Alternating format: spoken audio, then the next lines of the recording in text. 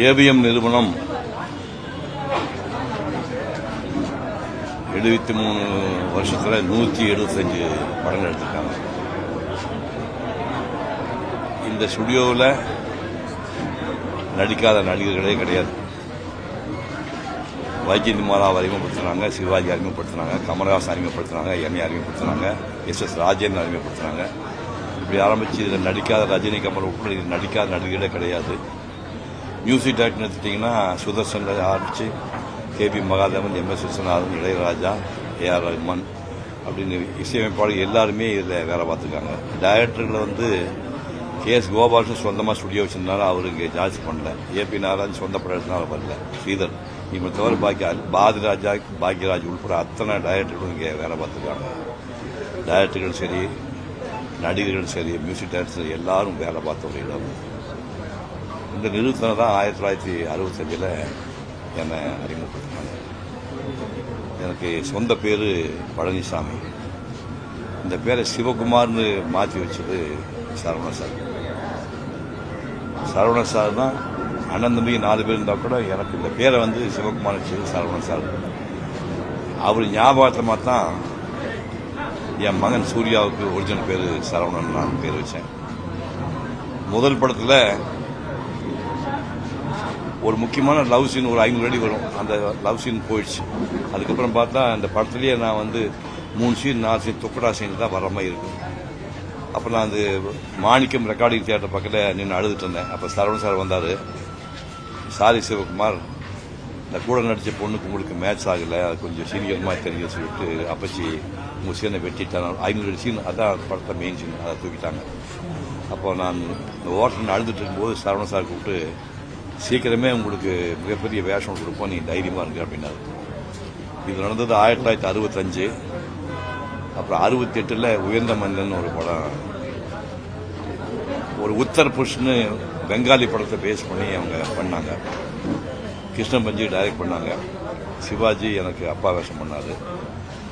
பாணிஸ்ரீ அது எனக்கு அம்மாவாக இருப்பாங்க. அதாவது சிவாஜி எஸ்டேட் வாட்ச்மேனுடைய பொண்ணை லவ் பண்ணி அவளுக்கு தெரியாமல் பிறந்த பையன் நான். படம் பூரா சிவாஜி நடிச்சிருப்பாரு, நான் சத்தியமூர்த்தின்னு அவர் பையனாக நடிப்பேன். நான் தான் ஒரு பையன், படம் பூரா தெரியாது, ஒரு வேலைக்கார பையனாக நடிச்சிருப்பார். படம் முடியும் போது தான் தெரியும். அப்படி சப்ஜெக்ட் தமிழ் சினிமாவில் ஒரு மிகச்சிறந்த படங்கள் ஒரு 100 படங்கள் எடுத்துட்டிங்கன்னா அது ஒரு படம் உயர்ந்த மனிதன். அந்த மாதிரி ஒரு நடிக்க வச்சாங்க. அதுக்கப்புறம் அடுத்த தலைமையில் சூர்யாவுக்கு அயன், பேரழகன் 2 படம் மாஸ்டர் பீஸ் படங்கள். 2மே சூர்யா லைஃப்பில் மறக்க முடியாத 2 படம் அயன். எனக்கு முதல் படத்தில் சம்பளம் சொன்னால் ஷாக் ஆகிடுவீங்க. எனக்கு முதல் படத்தில் சம்பளம் 1000 ரூபா. பெரிய நம்பர் வச்சுக்காது, வெறும் நம்பர் 1 போட்டு 3 செய்வோம். 1000 ரூபா எனக்கு முதல் படத்தில் சம்பளம். ஆனால் சூர்யா அந்த படம் பண்ணும்போது நீ என்ன சம்பளம் கேட்குறியோ அது சம்பளம் தானு கேட்ட மாதிரி அப்படியே கொடுத்து படம் பண்ணாங்க. சரவணன் சார்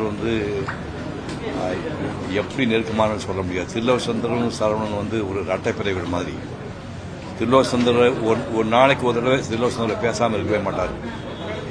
வியாழக்கிழமை இங்கே ராஜேஷ கல்யாணம் பண்ணுற பக்கம் அவென்யூ இருக்குது. அங்கே இவர் சாப்பாடு ப்ரிப்பேர் பண்ணி, இவர் சைவம், தில்லோசந்தர் அசைவி சாப்பிடுவார். அவர் ஈசிஆரில் மாயாஜால் பக்கத்து குடிக்கிறார். வியாழக்கிழமை கேரியில் நான்வெஜ் செஞ்சு எடுத்துகிட்டு போய் 11 மணிக்குள்ள வெயிட் பண்ணுவார். தில்லோ சரவணன் சாப்பாடு விடணும், சாப்பிட வச்சு சாயங்காலம் பேசி வியாழக்கிழமை ஃபுல் டே தில்லோ கூட ஸ்பெண்ட் பண்ணி வருவார். எப்போ தில்லோக்கு இறந்து போனாரோ அப்போவே இவருக்கு ஒரு சேலை கொஞ்சம் பரவமாக ஆகிட்டார். அதுக்கப்புறம் நம்ப மாட்டேங்க, 2 நாளைக்கு ஒரு தடவை எனக்கு ஃபோன் பண்ணுவார். நான் அவரும் 1/2 மணி நேரம் பேசுவோம். என்னுடைய ஸ்பீச் பூராமல் ராமாயணம் மகாபாரதம் உட்பட எல்லா ஸ்பீச்சையும் டிவிடி வாங்கி தினம் போட்டு பார்ப்பார். போட்டு பார்த்துட்டு ரொம்ப பிரமாதம் பண்ணிக்க அப்படிம்பாரு. இந்த கடைசி 1 வார இடைவெளியில் மட்டும் எப்படியோ தொடர்பு ஒரு 10 நாள் இடைவெளியில் அவர் பேசாமல் போயிட்டு திடீர்னு அவர் கிளம்பி போயிட்டார். அதாவது ஏவிஎம் நிறுவனத்தினுடைய எக்ஸ்டென்ஷன் மாதிரி, ஏவிஎம் கிட்ட எக்ஸ்டென்ஷன் மாதிரி அவர் தான் இத்தனை வருஷமாக தொடர்ந்து ஒரு ரஜினி படம் எடுத்திங்கன்னா அந்த சிவாஜி படமாகட்டும், முரட்டுக்காளி ஆகட்டும், போக்கிய ராஜாவாக இருக்கட்டும், அவர் வச்சே கிட்டத்தட்ட ஒரு 10 படம், எஜமான் படம் 10 படம் எடுத்திருக்காங்க. கமல் தூங்காதே துணை தூங்காதே, உயர்ந்த உள்ளம், சகலகலா வல்லம் படம். மாஸ்டர் தமிழ்நாட்டுடைய ஹிட்டான படம் ரஜினி கமல் படம் எல்லாமே இங்கே தான் ஷூட் பண்ணிக்காங்க. கடைசி சிவாஜி படம் அவங்க எடுத்துருக்காங்க. ஒரு கட்டத்துக்கு அப்புறம் இனிமேல் தொடர்ந்து படம் பண்ண முடியாதுன்னு அப்படியே அந்த படம் எடுக்கிறத குறைச்சிட்டாரு. 10 நாளைக்கு முன்னாடி கூட அவர் பேசிட்டு இருந்தேன். ஸ்மூத்தாக கிளம்பிட்டார். அதாவது கடைசி காலத்தில் இந்த பாய் போட்டு படுத்து நோய் வந்து பிடித்து பல நாள் கிடந்த மடிதா அப்படிங்கிற மாதிரி துன்பப்பட்டு போகக்கூடாது. அவர் 88 வருஷம் வாழ்ந்திருக்காரு. நிறைவான வாழ்க்கை வாழ்ந்தார். ஒரு மிகப்பெரிய தயாரிப்பாளராக அவர் உருவாகி அவர் மகள் குகனை உருவாக்குறாரு. இப்போ பேத்திகளும் சீரியலாக பண்ணிட்டு இருக்காங்க. இந்த துறை சம்பந்தப்பட்ட முழுசாக வாழ்ந்த மனிதர். அந்த மனிதன் கிளம்பி போய்விட்டான். ஒரு ஆத்மா சாந்தி.